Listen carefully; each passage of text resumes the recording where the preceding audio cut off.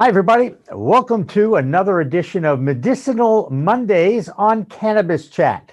I'm Jimmy Young from Pro Cannabis Media, and I'm joined every Monday by my friend, Alissa Merrill from flowerandtonic.com. Hello, Alissa. Hi, Jimmy. How are you? Happy Thanksgiving. Yes, and a Later. happy Thanksgiving post, and I hope it was good. I mean, it was strange, let's just say, right? Yeah, yeah. It was a tough one. I had cheese and crackers. What can I tell you? That's how I look at it. It is what it is, and there's not much we can do. It's a different world out there, as we know, not only in regards to cannabis, but also in regards to our normalcy. And everything's been thrown out the window because of this pandemic. And who knows what's going to happen in the next few weeks, if we're going to see a big spike or not. It's kind of a scary thing, but let's just hope those antibodies work, or the immune system is so strong that it fights off anything like COVID-19 or anything else, right? Absolutely. Yeah, no, agreed. I think, and I was just saying, eating well, I mean, we can take small steps. We can eat better. We can sleep better. All those things, I think, just those two simple things, I should say, are enough to get a good kickstart on taking better care of ourselves. Just building the immune system and using that CBD. And, we've talked about this a lot, about how when you take CBD, how much it can provide a positive effect on your endocannabinoid system, including strengthening your immune system. So to me, I took I don't even know, so many droppers full of CBD this morning, and I take it at night now. And, you know, however much I could put in my body, I don't think I can overdo it, right? No, you can. You should never take it's medicine. You should never take more than you need. I think until, especially because it is still so unregulated and we still don't know that much about it. No, I disagree. You can take, you just don't want to take more than you need. Treat it like a So, medicine, I guess. so how do you find out how much you need unless Less you is push more. the So you envelope? start with less. And I actually think a lot of people are, finding a product they like and sticking with it versus because that's how we did it in the pharmaceutical world, right? We would try something for 6 months and then we would know if it worked or not. I actually think we do better in this industry and these products by switching it up every now and again.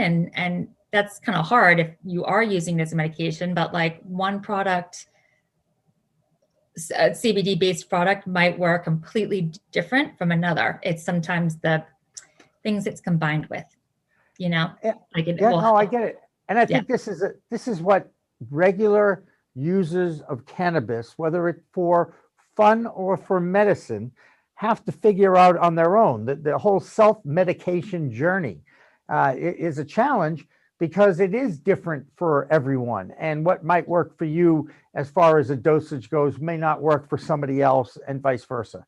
And So we're same, always absolutely. we're always discovering, right?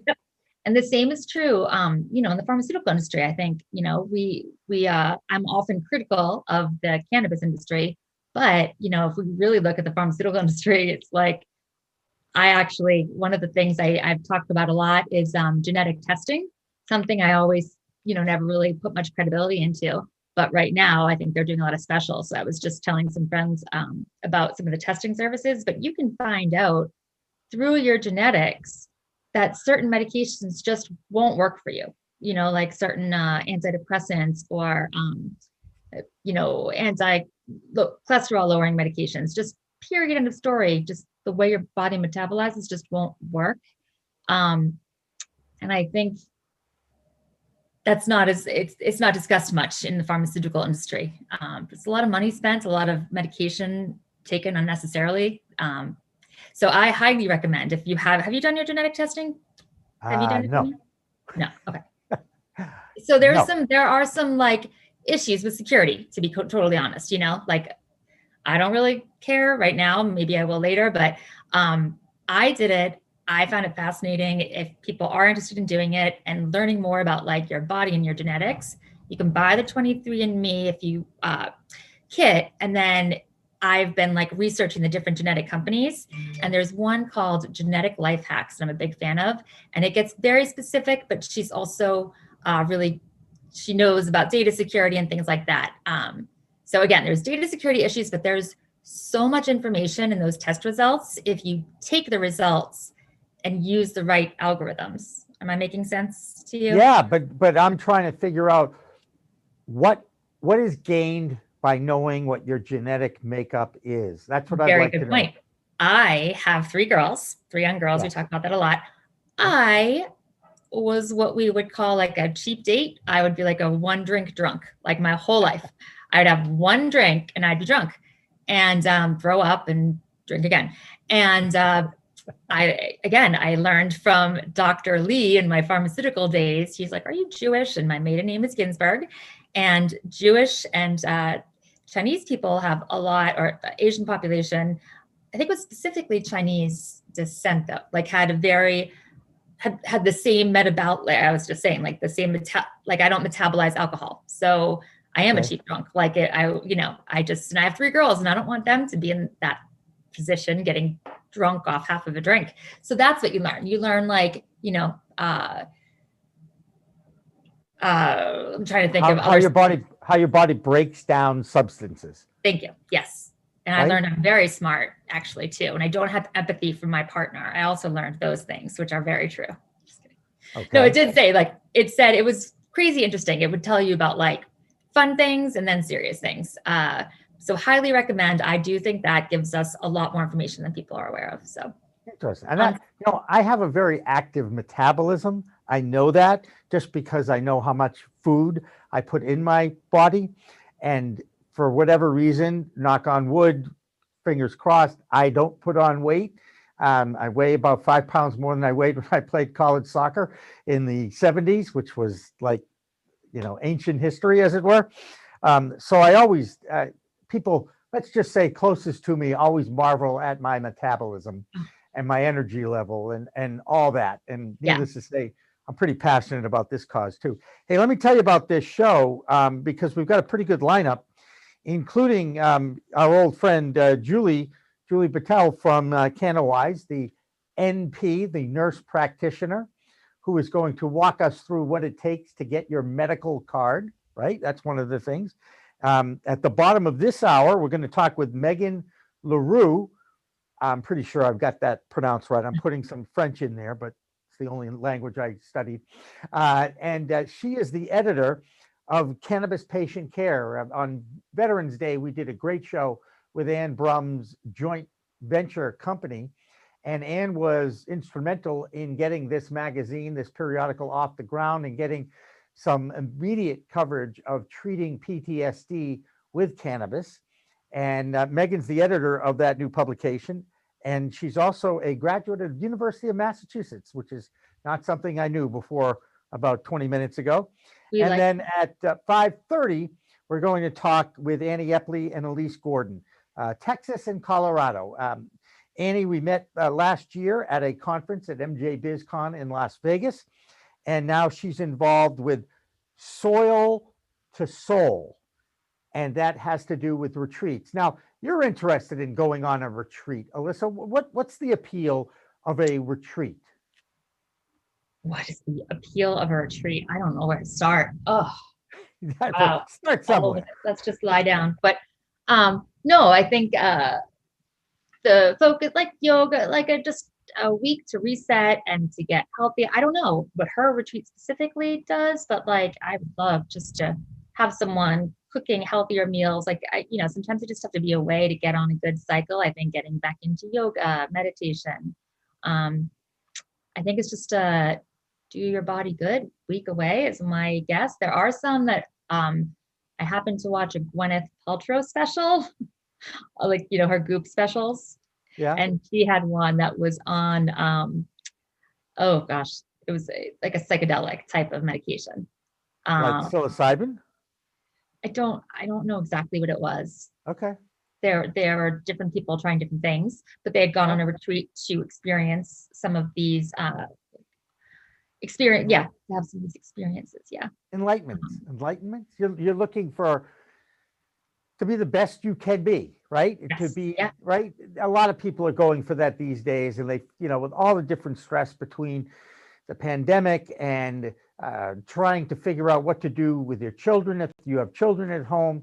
Balancing life and work is always a challenge for people who are either workaholics or, as I like to call them, lifeaholics, people who enjoy just having a good life and having a good time. We'll be talking a little bit more with that with Annie and Elyse. And there's quite a few of these retreats. In fact, I remember Ann Brum mentioned something about she had just run a retreat. And again, I wonder if, I know that there are male retreats and female retreats. I don't know if this is a co-ed. Does it matter? Does it matter to you? No, does it matter to my husband? Maybe, but Okay, fair enough. oh well. Right. No. I get it. You know, your partner is your partner, so you got to figure out how that's going to be interpreted. Yeah, one way or another, right? Yeah, you don't want to end up like a weird, there are some retreats, I think that, yeah, you don't want to end up, definitely get the specifics. I'm curious. I don't know enough about this, but I know it is a hot trend and maybe a good holiday gift for people. There you go. And what about yoga? Do you do yoga? You know what? I just started, and I was doing it religiously for a while, and then I haven't, and I just started again. And it's about finding a good instructor. I don't know. Again, my standards have gotten higher, but I think you've got to find a good instructor, and you've got to get in the right poses. But yes, I do enjoy doing it, and I've recently started again. So good. Well, that's good. But it's very good. It's a good activity. Although my partner makes fun of me because I went to one of those introductory yoga classes and ended up pulling a quad. I don't I don't see you doing a lot of, I just can't. Look, I have extremely very tight muscles. I know exactly the kind of stretches I can do. And when asked to put my body in a different position than when it's normal, what position it's normally in, I think it doesn't like that. And again, it goes back, doesn't that go to understanding your own body, understanding the tolerance you have for whether it's alcohol or for cannabis or for CBD or for, certain types of foods, right? Like I avoid all spicy food. I just avoid it. So it is what it is. Yeah. And actually I will say it's painful for me to sit still like this, and you're so good at it. I'm a salesperson, so for me, sitting still in an interview like this is so challenging, and you are just naturally doing your yoga thing right there. I don't know. You're able to be still. I'm impressed. Sorry. Okay, fair enough. It might be years and years of sitting in a chair on camera that I've been trained for. How's that? Whatever skill that is. I do want to throw out a few news items, basically more of a headline thing here, Alissa. Not that I'm looking for comments from you or anything like that, but it's very interesting. It does look like Mexico will become the largest country to legalize cannabis in a very short time. And it could be certainly by the end of this year, which I think would be really interesting because you'll have Mexico at the southern border of the United States and Canada on the northern border of the United States. And both of those countries are about to be legal countries. And I just wonder how much effect that might have on moving the needle even further in Washington, D.C. And sure enough, the U.S. House of Representatives has promised to take up the MORE Act, which basically is a bill that would legalize cannabis in the United States. Now, if you know anything at all about what's been going on in our political system in Washington, D.C., just because a bill passes the United States House of Representatives does not mean that is going to be law, because the Senate is not controlled by the same party that controls the House. And as you probably understand, Alissa, that there's a bit of a divide, let's say, between the two political parties in Washington, D.C. these days. I heard, yeah. You heard something about that, right? It's interesting though. Isn't that if you look back at the history of cannabis, when it became, we made it illegal, it was a big part because of Mexican, wasn't it like a stigma? Am I correct in that? Well, no, what you're bringing up is the fact that in the 1930s, some of the money that supported politicians and the government wanted to maintain a Jim Crow South and also ban Mexican Americans from having any kind of rights in the United States of America. So it was racially motivated that Mr. DuPont and Hearst would fund the Reefer Madness video and the establishment of the Drug Enforcement Administration led by this guy, Harry Anslinger. So yes, you are right. Indeed. And you know what? Division doesn't help the future. Okay. No. We somehow or other, we have to actually get along with people that aren't like us. Yeah. Okay. In fact, it would be good to find out more what we have in common with those of us that don't look like us, rather than what we don't have in common to divide us. So I just thought I'd throw that out there. I can also say that Maine, the state of Maine, has recorded $1.4 million in legal recreational cannabis sales in their first month. These are all kind of items that we've covered on the Weed Talk News show that we do on a regular basis here. And that makes sense because people travel to Maine for cannabis all the time. Absolutely do. And for Like good reason too. There's really good water in Maine. Really? That's what helps grow the plants. No, really, why is it that they have such, like, I don't know. I'm asking. People are like, I'm going to Maine for the weekend. Really? Well, Uncle Pete Tranchmontaigne, who is a friend of ours, and is a caregiver and also an advocate in the state of Maine. And he is the one who explained it was the water, like well water. There's a lot of well water in Maine, and people tap into it. You may have heard of a company called Poland Spring. Yeah. Well, it originated in Maine. Okay. So if you have spring water and you're feeding a weed like cannabis good water, chances are it's going to flourish. At least the female flower will flourish. So that's one of the tricks that I've been told that the state of Maine has over other states out there. Really? He seriously said it was the water? That was really? That was it. Yeah. Do I need to bring my studio director Dan in to confirm this, because he was with me when he heard it? Yes. Yeah. No. I'm just fascinated. Well water. I'm just thinking, the well water. The well water. Yeah, the well water is in Maine. Is some of the best you'll ever find. You can drink it right out of the well. That's how clean it is. Let's see what else is going on. Needless to say, New Jersey. I think it's really interesting. Let me talk to you about South Dakota. Please. So a few months back, we had the woman who was in charge of the South Dakota medical marijuana ballot question, Alissa Merrill, on a Weed Talk show that we did. And sure enough, now 2 law enforcement people in South Dakota are challenging the ballot question after it was already on the ballot and it passed. And there was a similar lawsuit in Nebraska where the question did get thrown out and they weren't able to bring it to the ballot. And needless to say, the people in South Dakota are hoping that the court recognizes that this ballot question is already done. It was written, it was put out there, voters looked at it and voted it in. And for some reason, these 2 law enforcement people just decided they challenge it on legal grounds. And I don't know. I just think it's almost an affront to our democracy in many, many ways. Yeah. But that's why we have lawyers. All right. So we're getting closer to 420, which will be our first break. And everybody understands that at 420, that is the code for cannabis consumption in public. And it started with a bunch of high schoolers out of San Rafael, California. They were called the Waldos, and they used to meet at 20 past 4 at the Louis Pasteur statue right across the street from that high school in California to catch a buzz. So the culture of cannabis caught on to this. So did the law enforcement community, who used to use this 420 going on at the corner of Main and Vine Street. Check it out.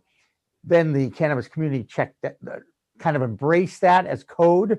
And now, if and when we ever get back to conventions, sure enough, they take breaks at 20 past 4.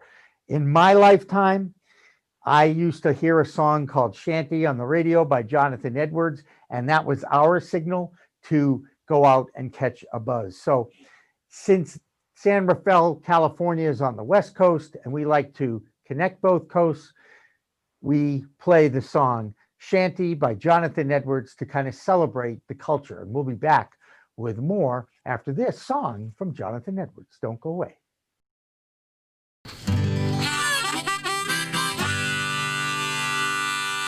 Yeah, this is a tune that I wrote back in 19...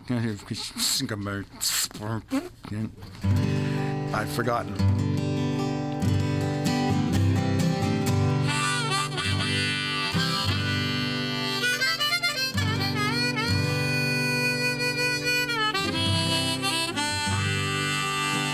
We had a saying in our old band, one of my first bands in 1966 or so. What are you going to do tonight? Oh, just, like every other night, just going to lay around the shanty and put a good buzz on.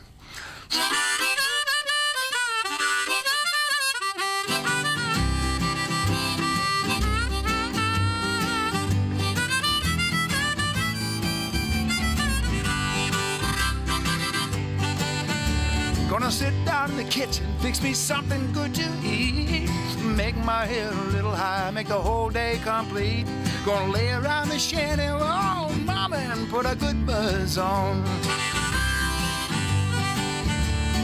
Pass it to me, baby, pass it to me slow. We'll take time out to smile a little before you let her go. We're gonna lay around the shanty, oh mama, and put a good buzz on.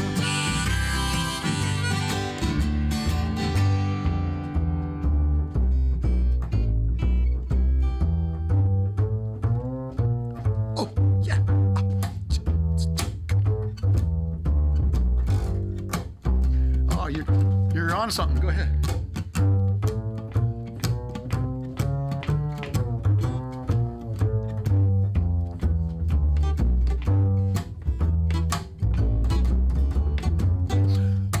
Rick Brodsky, everybody.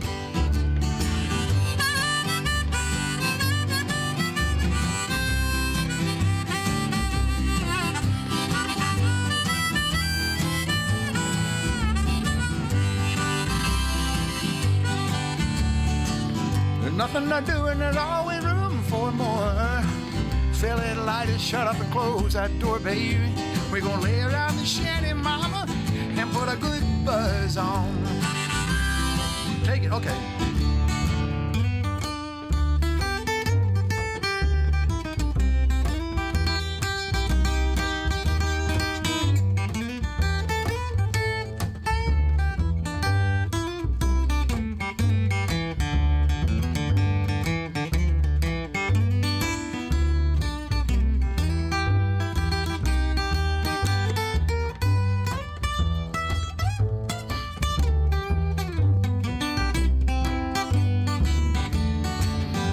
Prohibition never works, it's time to realize it.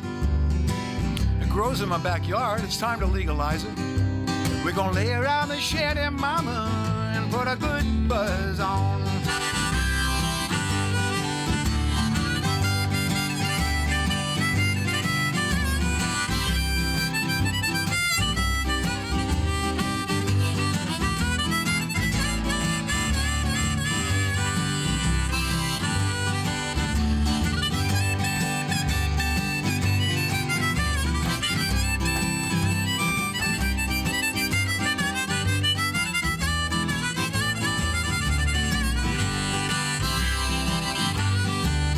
I'm gonna sit down in my rented car. I'm gonna jam it into drive. I'm gonna head on out and play at WSCA with Sean. I'm glad I'm alive. We're gonna lay around the shanty, mama, and put a good buzz on. Every night and day, we're gonna lay around the shanty, mama, and put a good buzz on.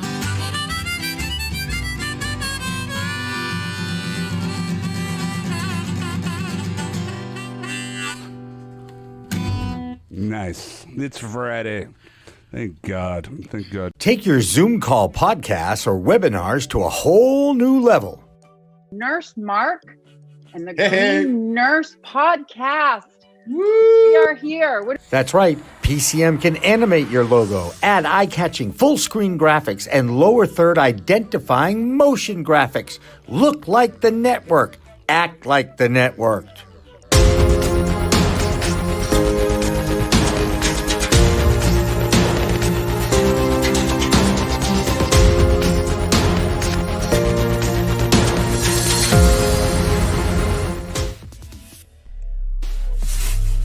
We are Pro Cannabis Media. Okay, welcome back to Cannabis Chat for a Monday. We call it Medicinal Mondays, and that's when Alissa Merrill from flowerandtonic.com joined us. Alissa, give us a little elevator pitch on what flowerandtonic.com is all about, your vision for your website, and all that neat stuff that you do on that site. Oh, basically, I've become really picky with products. I've taken kind of the pharmaceutical standards and tried to find products that, you know, are suitable as an alternative to a prescription medication. So again, things that are what they say they are, might actually work, have a delivery system, all of those essential ingredients that make a pharmaceutical product. But yeah, so I test them. I look at how they taste, how the packaging is, what they say about the claims, all of it. And I have a list of products that I feel like I originally made this for family and friends. It was for my parents, you know, friends who are always asking me about CBD products. And once you convince someone that it's not, you know, once you get rid of the stigma and convince someone to try it, then then they go out and buy the products at the gas station, which is infuriating, you know, because those often don't work. Right. So yeah, I was tired of people getting ripped off. So I thought I would use my skills in this industry. And yeah. So you review products, you Yes. carry products on your site that you've reviewed and tested, right? So I've tested hundreds of products. I go to either MCR labs or Proverty labs. I bring the products there myself. I work with extraction experts and formulation experts. And so I, have people look at the ingredients to make sure that they're, oftentimes people are just combining ingredients with really no knowledge. They're buying raw product from a manufacturer, or they think is a manufacturer. There's a lot of middle people in this industry. So basically I've been trying to just find the products that have that, that big seal of excellence, I guess, that I can bring to primary care physicians at the end of the day, because I still think there's a huge opportunity to educate doctors. And that's really, I guess, it's combining those two parts of it is what I'm trying to do, is work with the physicians, because you can convince someone, you can even find them a product that's going to work.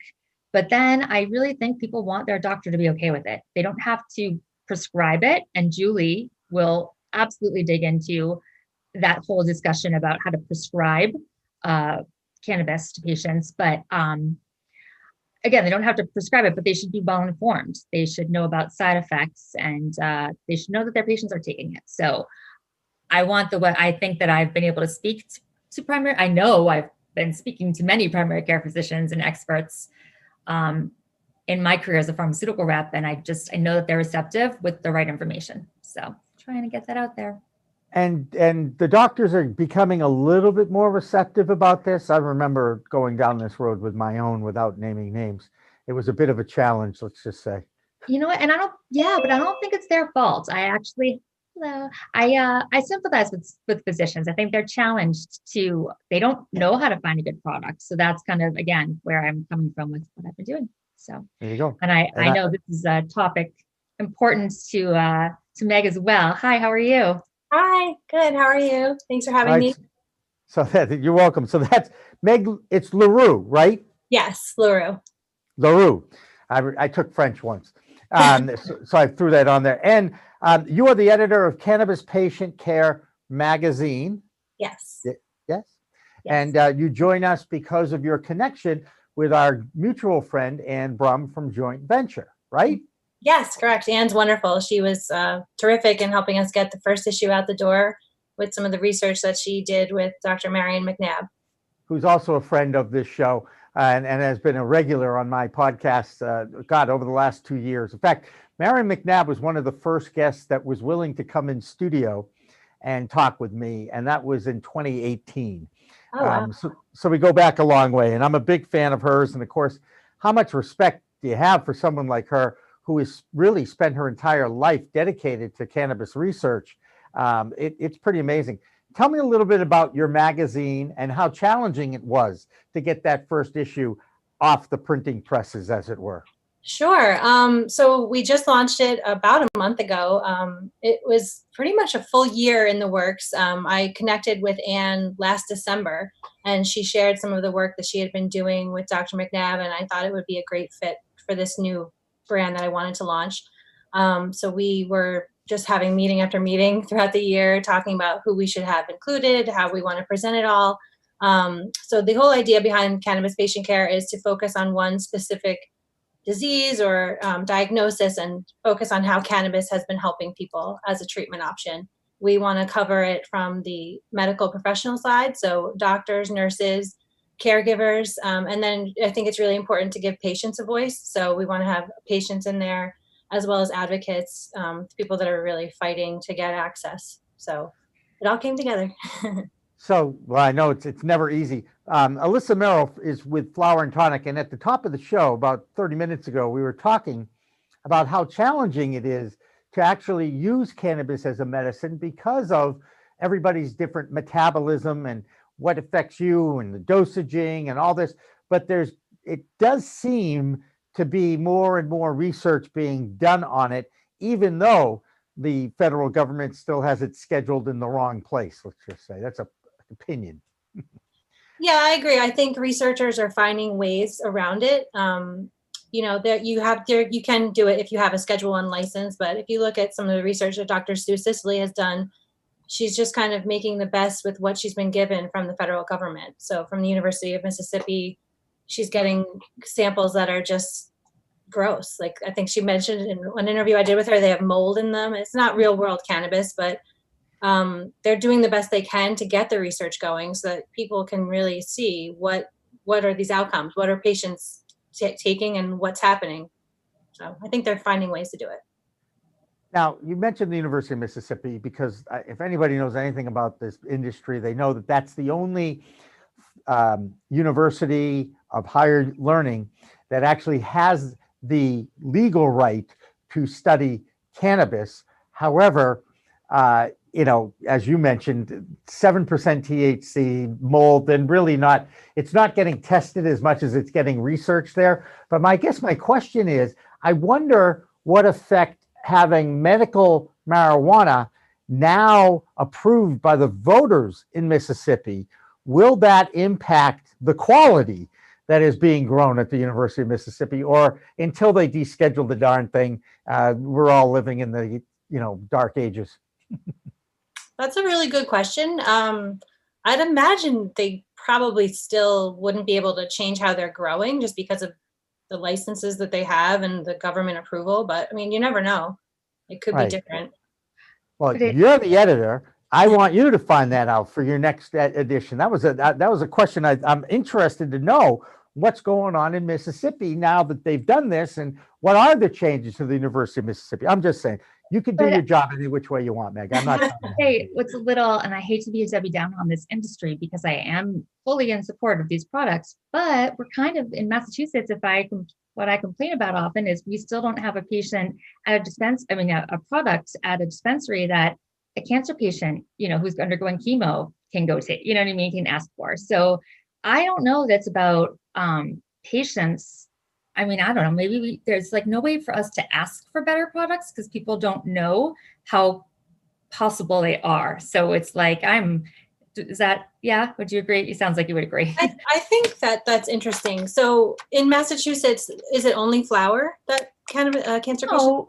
No, but if I'm sending friends for truly a medicinal product, or, I started this because I saw a little girl who I just knew that there was something better than morphine for her. And I don't know. Yeah, I still don't feel like there are, I don't know. I just feel like it should be more defined. I feel like it's still really difficult. I know that we were just saying how it's important to look at genetics in your individual body, but we need guidelines on dosing and on side effects. And there are so many side effects to all these products, and side effects don't scare people. Every doctor knows that. Every patient who takes an antidepressant certainly isn't afraid of side effects, but we just don't talk about them enough, I think.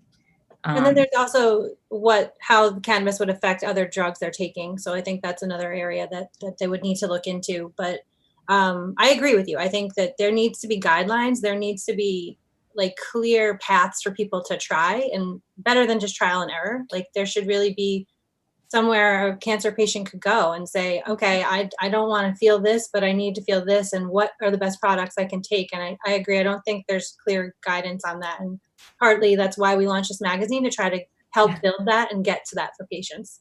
That's how I found you, because I think, I've gone to the best of the best, and I think that it's important that people know you're there. You guys, but scientists aren't great at social media, self-promoting, and it's really challenging. And the last thing I want to do is be on social media, but that's where the audience is, but who needs to hear what you're saying. So right.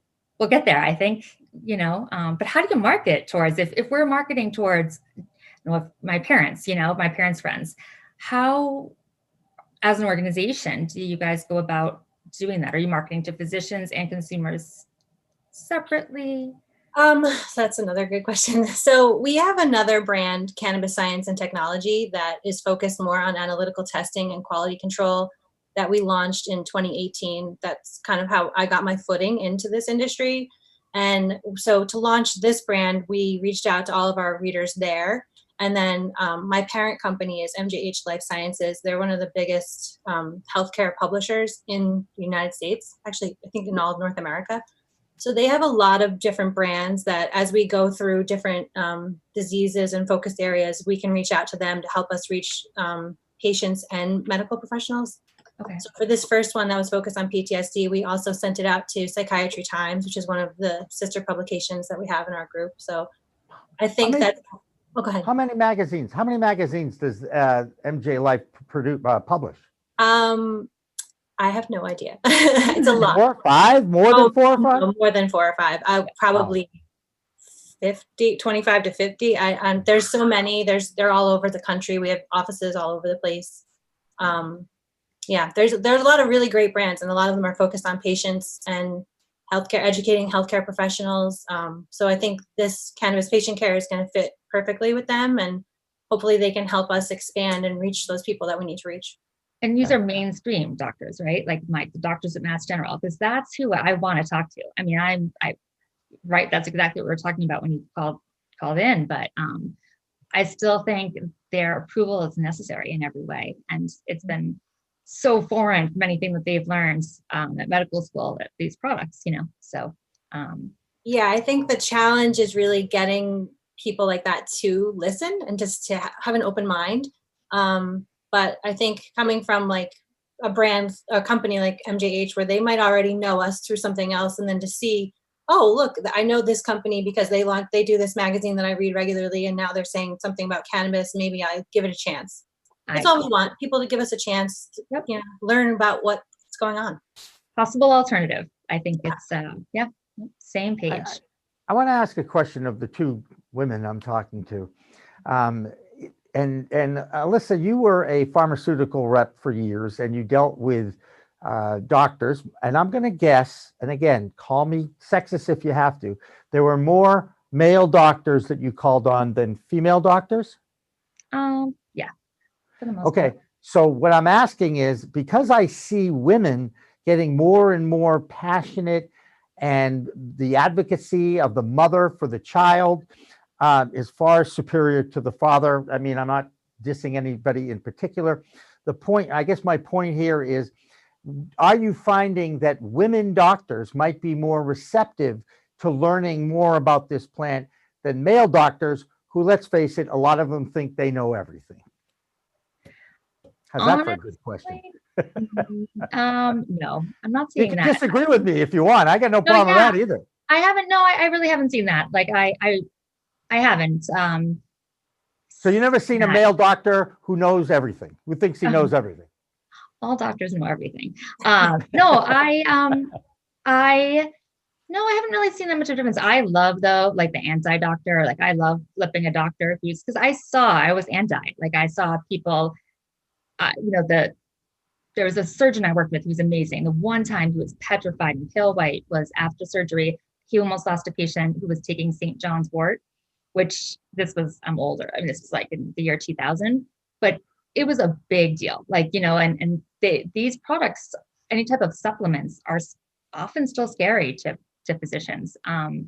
So I don't know. I totally understand where they're coming from. And I do think that we started the education process completely wrong with physicians. So hopefully there's a chance to do a do-over. But the analogy I love is was 22% of women breastfed 45 years ago. Like 22%, that's it. It was so uncommon. And now I think it's like over 70%. So it's like, again, we don't know what we don't know. And we're a wealthy nation, and pharmaceuticals have just been, my mom said she didn't breastfeed me because she said that was for people who couldn't afford formula at the time. And I think that that's kind of how we've seen pharmaceuticals. And the training needs to come. And I think it's an amazing source to come from you, Meg. So I'll stop talking because I want to hear more. I'd like to hear what Meg's thoughts about any of those opinions we just kind of threw out there. I personally have not seen male doctors feeling any differently than female doctors. I'm pretty new to speaking to doctors about it, so I don't know if I have a ton of experience there to offer, but I think anybody that is interested in cannabis as an alternative medicine has been pretty vocal about it on the medical side once they see what it can do. Yeah. And actually, I'm more interested at some point in if and when the federal government does deschedule it, opening up the research grants and opening up more research on this plant. Now, I remember Dr. Uma Dhanabalan, who a lot of people know who she is. When she spoke at an event that I was at, she said that there were 29,000 studies already done on cannabis and only like 700 on opioids. And the reason why there were studies done on cannabis is that it was all funded by the substance abuse community. And they just couldn't find much there. And yet it was still tons of studies done on this plant because they were looking for reasons for the plant to be banned or to be justified with no medical capabilities or applications like any other Schedule I drug has right now. And I'm just hoping that we do open up the research once this plant gets descheduled off a drug schedule. It's also, if you look at what other countries have been doing, like Israel comes to mind, they've been doing amazing research. Australia, probably even Canada, they're ahead of us by light years because they've been doing research for at least 5 years or more. And I think we can catch up, but we have to deschedule at least to get there. First, right. That is the first step. And I really do. I mean, am I hoping? Yes.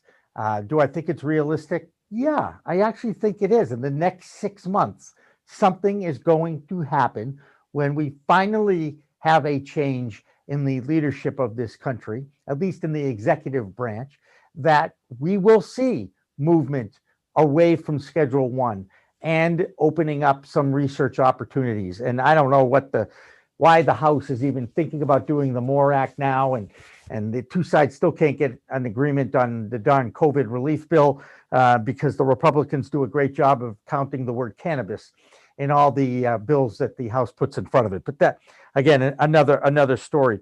Can I talk to you about personalized medicine? Personalized medicine. And Alissa, you and I talked about this off the top a little bit. When you're self-medicating, you have to learn how your body is going to react to certain substances. That includes the CBD and or the THC and the combination of both that are in this plant. Where is the future of personalized medicine and perhaps the role that plant medicine is going to play in that? I think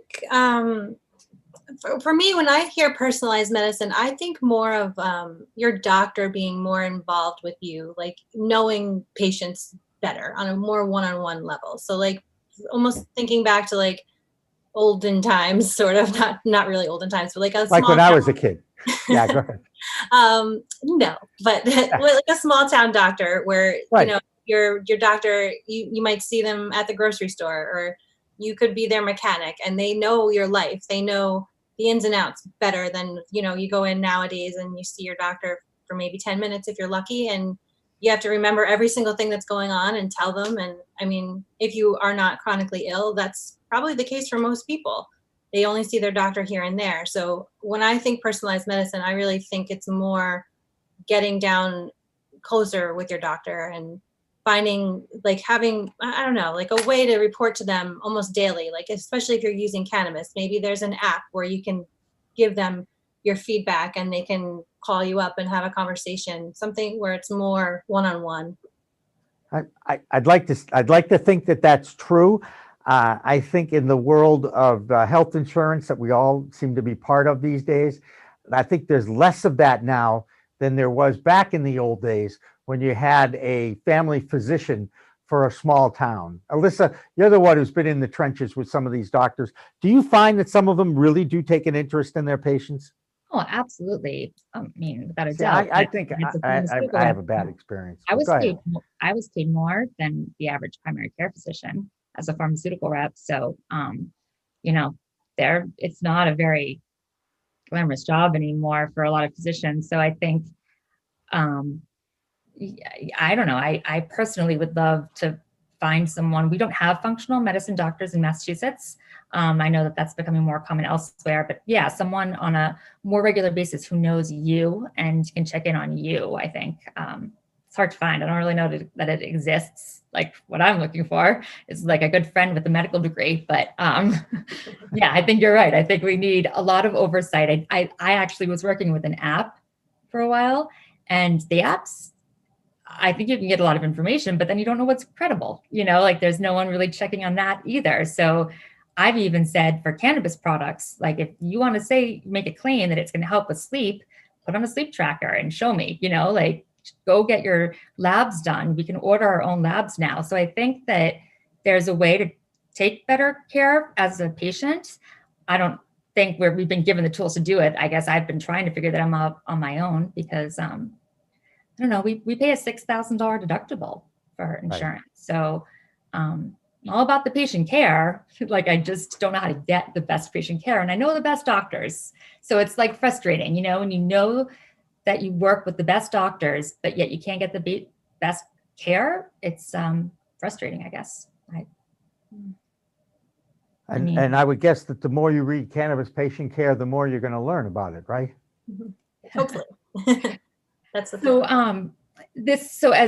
What's like before the pandemic, I found the old style approach to pharmaceutical sales was what was working for me, and I was going into the hospitals and working with physicians, and I was specifically working with some patient advocacy departments. I found that physicians there's indications and they have formularies and rules. And I found a lot of opportunity there. So do you work with those patient advocate departments or what?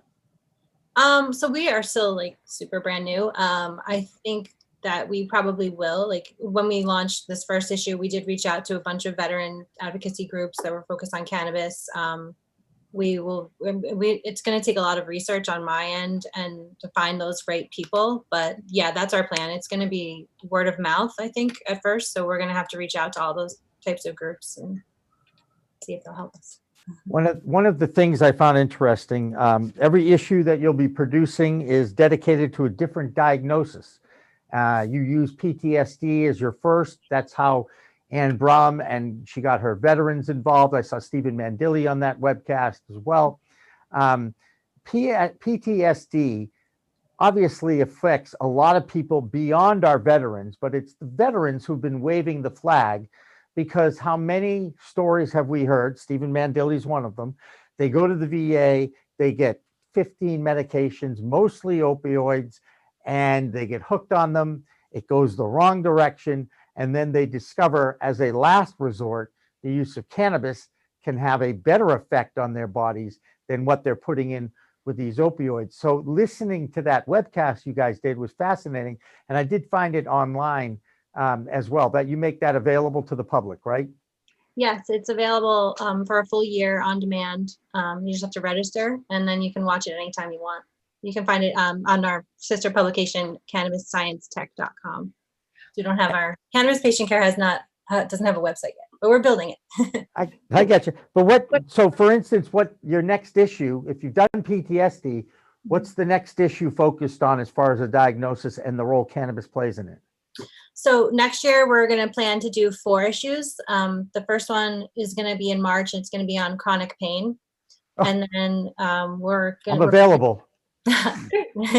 we're also going to try to cover seizure disorders, I think in June, and then September, cancer. We might narrow that down because cancer is obviously a huge topic. We might drill down to like a specific type of cancer. And then we are going to do our veterans focused issue again next November. I get it.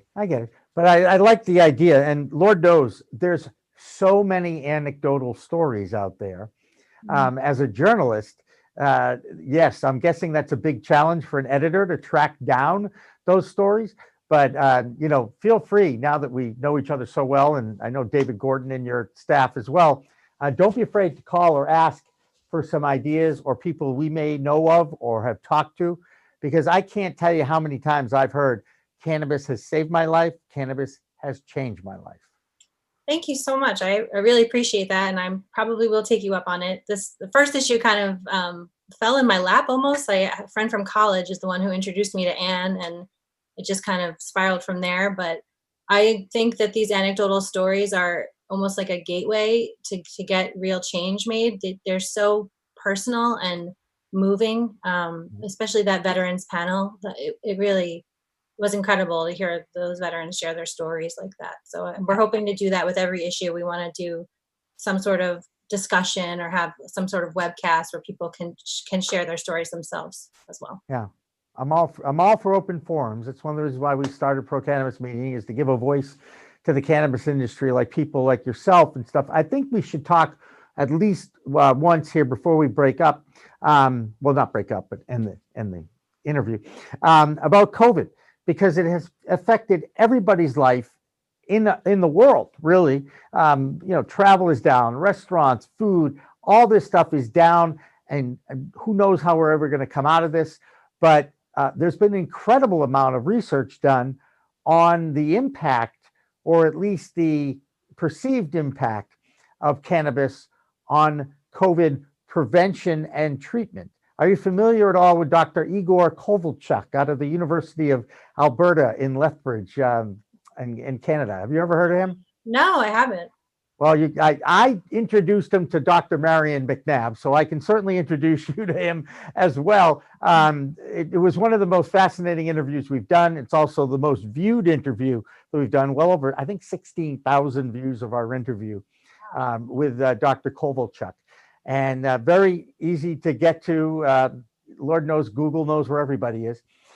So I certainly recommend that. But I would guess at some point you will look at the role that COVID and cannabis have had. And if it's not over the next year, a lot of people don't think this COVID virus is really going to ever disappear. We're just going to be able to handle it better now that the vaccine is starting to be rolled out. Yeah, I definitely think that's an interesting area. We've actually covered it a little bit with Cannabis Science and Technology. So we interviewed somebody, I'm just looking up his name, Dr. Prakash Nagarkati. He's the vice president for research at the University of South Carolina. And he's been doing some studies on cytokine storms and how THC and CBD have been used as a treatment there. So I definitely think there's a lot of research going on, and it'll be really interesting to see how that plays out in the next year or so. Hey, how do people get your magazine if they want it, like, to subscribe? Do you have to be in the trade? Do you have to be a doctor to get it? Or are you giving all the access online? It is available online. You can subscribe. It's free to subscribe. I have to look at our subscription form. I don't think it's not required that you're a medical professional, because we're trying to get patients as well. But if you go, I don't think it's even on our website yet. I'll have to send it out to you. All right, no, I appreciate that. And we'll share. I mean, I went on the website today.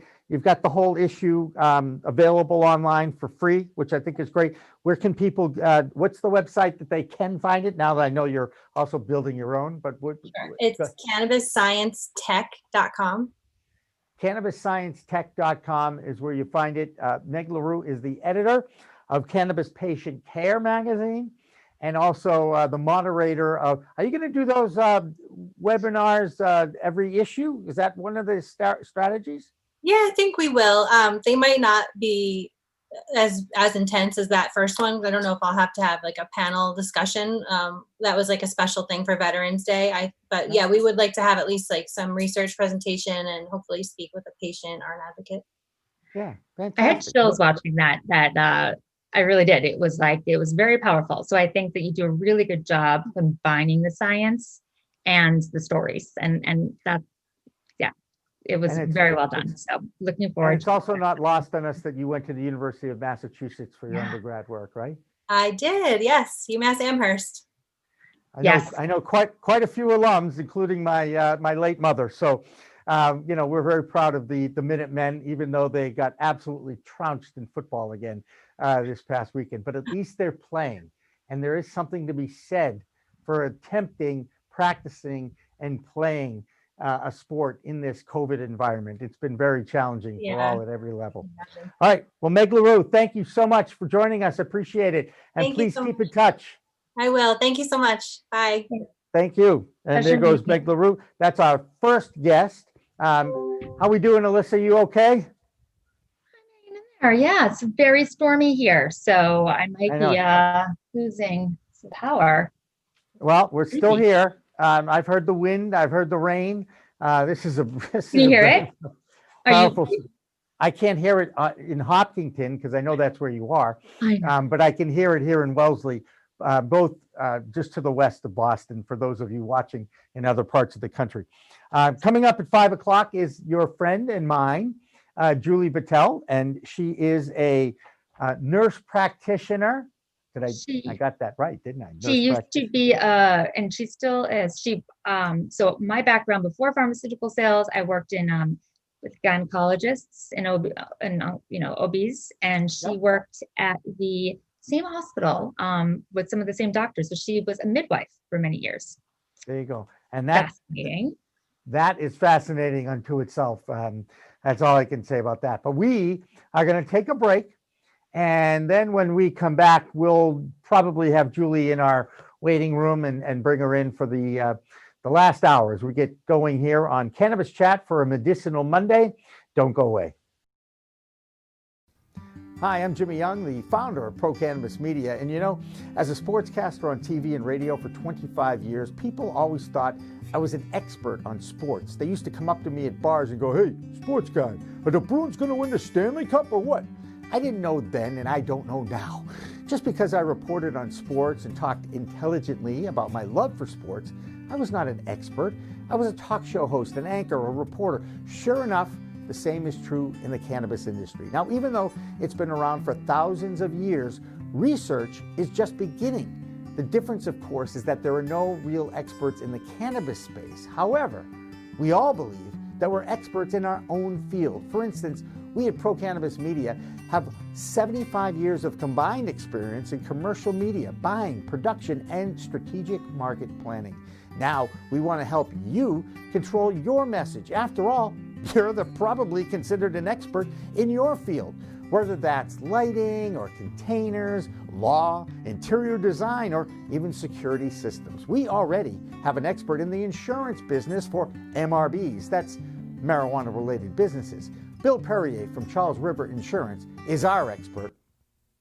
He's a member of our PCM Gold Club of experts, and he explains that one of the largest insurers in the world is now writing insurance for cannabis farmers. Lloyd's of London, 325 years old, the standard bearer in the market, is with a company called Chesterfield Brokers that have launched this parametric insurance for crops.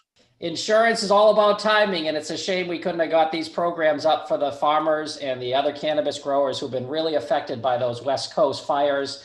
We also have an accountant for the cannabis space. He's a CPA, Rick Leneve of Accounting Buds, and we rely on both of them for their expertise, and we showcase their expertise in our news and talk shows. In fact, we'll put them inside our original content, and we can talk to them. It's kind of like product placement. So Show off your knowledge inside our content as we position your expertise in your field. And you do that by joining our Cannabis Gold Club of Experts.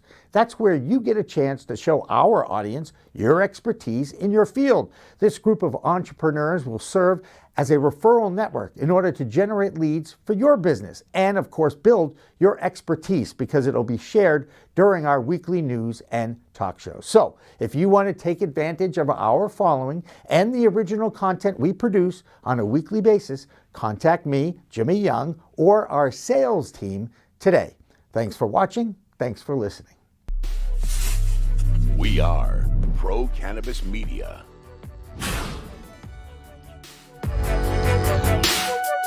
Take your Zoom call podcasts or webinars to a whole new level. Nurse Mark and the Green Nurse Podcast. We are here. That's right. PCM can animate your logo, add eye-catching full-screen graphics, and lower third identifying motion graphics. Look like the network. Act like the networked.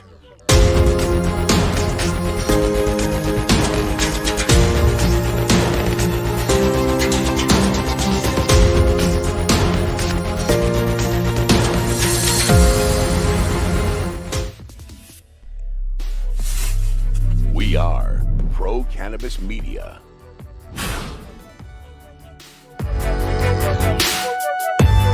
Like now. Go. Right? Right. Hi, everybody. Welcome back to Cannabis Chat for a Monday afternoon, a stormy Monday afternoon, no matter where you are. We are just outside of the Boston, Massachusetts area, and we are in the middle of an intense storm. So we just want to share that with you. We hope wherever you are safe. I'm Jimmy Young from Pro Cannabis Media. Alissa Merrill is alongside from Flower and Tonic, and we are expecting to hear from Julie Battel, who has been in studio with us before. And wow, you talk about timing and perfect timing. We literally just introduced her, and there she is popping on into our little Zoom room. Julie, do you have your audio established? Hello, are you there? And she does not have her audio on yet, but now she does. I think I do. I think so. Yes, you do. Hi, guys. Nice to Hi, see how you. are you? Nice to see you. Nice to see you as well. And I hope wherever you are safe, sound, and have power, because I know we're all kind of experiencing quite a little storm. As we go live here. The wind is outrageous. Yeah, it's like 60 miles an hour gusts, right? That's what they were talking about this morning. But it is what it is. Well, you know, Alissa is with us, Julie, as well. And you can Hi, say hi to Julie. her. One of my Hi, favorite sweetie. people.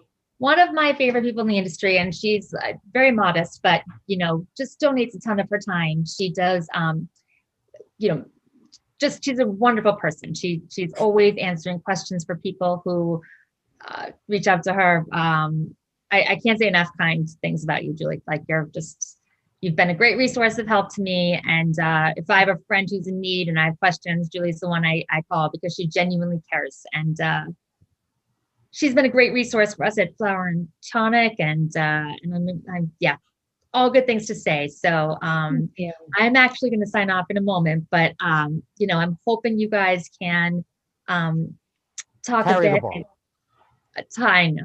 Talk a bit about how to get, cards, because I just think people don't understand how easy it is. And it kills me when I go to these dispensaries and I talk to people and they don't know. Even our guest last week, Jimmy, right? It was crazy. I was like, you don't have your card? So Right.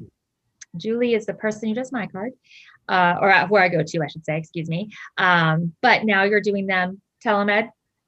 Yeah, everything's telemed. Okay. I'm going to let you walk Jimmy through that. I'm going to actually sign off, but I will Julie, feel better. thank you. And Take I care will- of yourself, Alyssa. All right. Yeah. Take care of Thank yourself. Please do. Lots of rest and lots of CBD. That's the way I look at it. Julie, thank you so much again. Let's take it from the get-go. I'm someone who, and I'm not going to make it personal here. I'm going to give a generic example. Someone who's in their 40s, okay, and has suffered from let's do lack of sleep, because I think something like 70% of Americans never get Right, enough sleep, right? Right, of course. I need help. How can I get to sleep, Julie? And how easy is it to get my medical card? How would I go about that? Yeah, well, what's interesting is that if it's sleep, it really seems to be, it's the great collector, right? Like if you come in with a number of issues and sleep is one of them, I think most clinicians are really like, let's get sleep, because then everything else you can sort of, what else shuffles? Right. Sleeping well takes care of a lot of things. So I'm glad that you bring up that in particular. It's a great point, a great question. But with sleep with people, I think generally people do respond more to THC than CBD for sleep. More of my patients use THC dominant products for the nighttime and CBD dominant products for the daytime.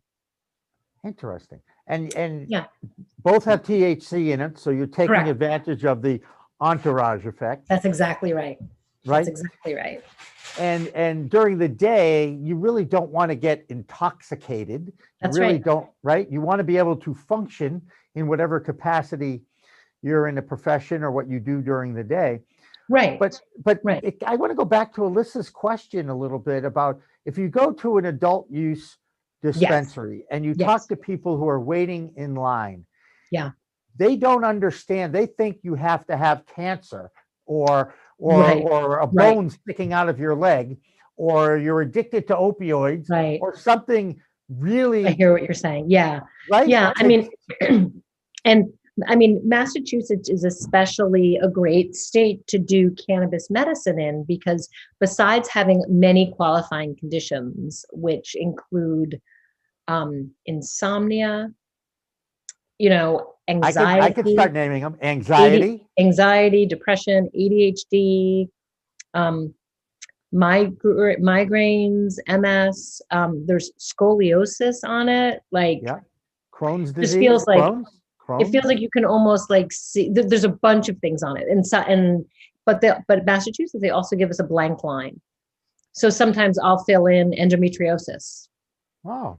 Because Okay. it doesn't. It's just something that we believe that the benefits outweigh the risks. Essentially, that's. So there really isn't a condition where the benefits don't outweigh the risks of trying something from the cannabis family. I'm not talking about just THC. Right. I understand. Yeah. And also there's a counter to that too, is that it doesn't cure everything. It doesn't enhance every condition. No. But there are so many that it can affect because of it's all involved in the endocannabinoid system. It's all involved with those neurotransmitters, which really involve our brain, right? Of course, it's all connected. And what we do know is that there is, data is accumulating, but what Ethan Russo postulated as being the endocannabinoid deficiency syndrome is essentially all autoimmune diseases, he believes within the next number of years will be renamed endocannabinoid deficiency syndrome diseases, because all autoimmune diseases respond to cannabis, all of them in some way. So that's not all diseases in the world, but it's all autoimmune diseases. Right. And does that include AIDS? And does that include It doesn't include AIDS. AIDS is infectious, but like age. Are you talking about age? AIDS, AIDS, AIDS. No, that's infectious. But every other, every system that's, if you think of MS or Parkinson's or lupus or many migraines are autoimmune. There's a lot out there that's autoimmune. And, we talk about the stigma about the plant, and, so many people for 80 years thought this was a horrible drug. And only now have we started to realize that this is a plant, and plant medicine has its applications now. And how many times have we heard these anecdotal stories? And I just wonder, are you encouraged with what you're hearing from Washington, D.C., that perhaps we may be moving towards a decriminalization, perhaps opening up more research? Definitely. UCLA just got a $6.3 million grant last week, I think, to their Center for Cannabis Medicine at UCLA. They have a great program there. So hang on a second. So that's news to me, and I do look at the news every day. Okay, I'll find it and send it to you. But I took a screenshot of it. Please do, because supposedly, now, was that a federal grant, or did that come from NIH? No, I'm sure it was private. Okay. I'm sure it was private, because, also MIT and Harvard got a grant a few years back for like $2 million. So basically what we're saying is, if you know where to find the money, there is money out there for research in the United States, even in this environment?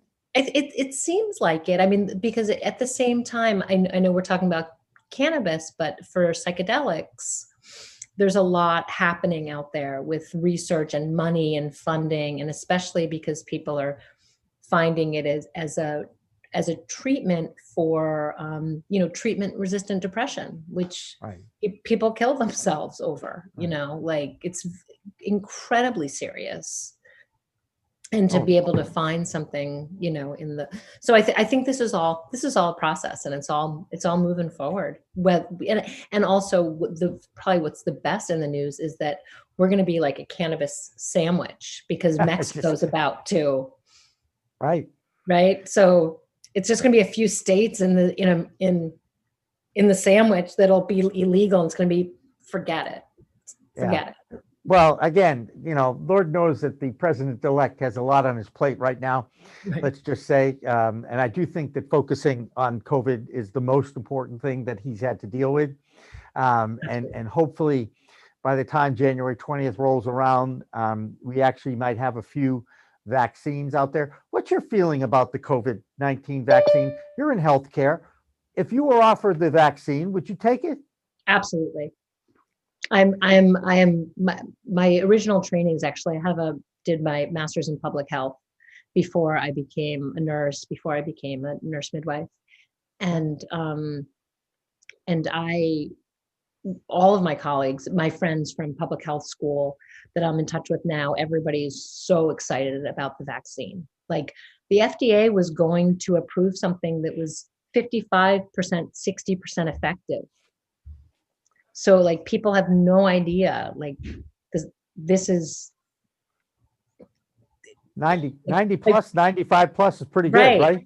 Like the scientists, the really geeky scientists I know are like out of their heads about how great this vaccine is. So I feel good about that.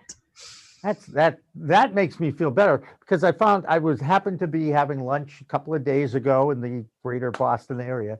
And there was a woman obviously wearing her scrubs. It was right around the time, I think it was the Pfizer vaccine was in the news. We looked up, I saw it. I said, "Oh, you're in the medical profession. I was probably a frontline worker." I'm like, "Are you going to take that?" And she said, "No, I want to wait for other humans to take it before I take it."